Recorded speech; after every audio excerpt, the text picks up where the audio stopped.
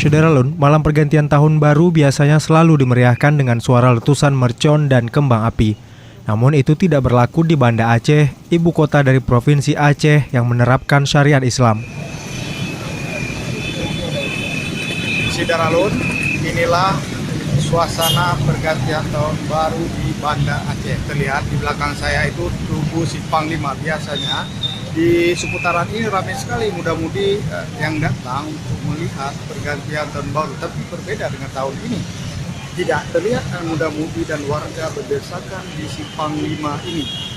Ini sangat berkesan karena mungkin tahun ini pemerintah kota mengeluarkan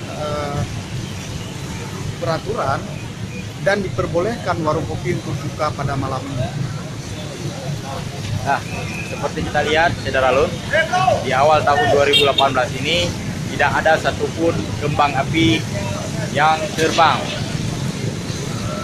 Ya, semua tertib, aman dan lancar, dibantu oleh pihak Satpol PP, TNI dan Polri.